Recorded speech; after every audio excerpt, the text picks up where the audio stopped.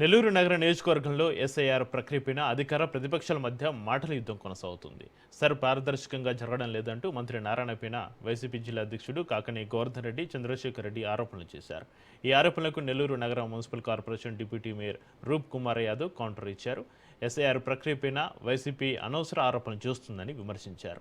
అనుభవ రాహిత్యంతో చేస్తున్న ఆరోపణలకు వైసీపీ జిల్లా అధ్యక్షుడు వంతపాడుతున్నారని ఆరోపించారు. నెల్లూరు నగరంలో ఏ ఒక్క వైసీపీ సానుభూతి పరుడికైనా ఎన్యూమరేషన్ పత్రం అందలేదని నిరూపించగలరా అంటూ సవాల్ విసిరారు. ఎస్ఐఆర్ ప్రక్రియలో ఓట్లు చేర్చడం, తొలగించడం ఉండదని స్పష్టం చేశారు.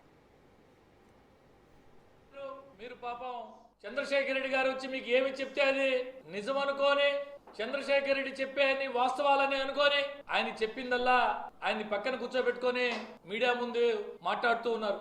ఒక్కసారి దాంట్లో వాస్తవాలు ఉన్నాయా, నిజాలు ఉన్నాయా?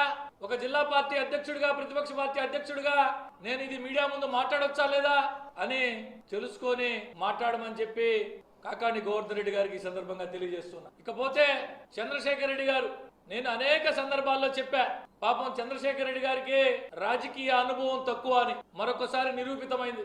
నిన్న నెల్లూరులో జరుగుతున్నటువంటి ఎస్ఆర్ మీద అనేక రకాలుగా గౌరవ మంత్రివర్యులు నారాయణ సార్ మీద, తెలుగుదేశం పార్టీ మీద అనేక రకాల ఆరోపణలు చేయడం జరిగింది. అయ్యా చంద్రశేఖర్ రెడ్డి గారు, మీరు చేసిన ఆరోపణలో ఏ ఒక్క ఆరోపణ అయినా నిజముందా అని చెప్పి సందర్భంగా అడుగుతున్నా.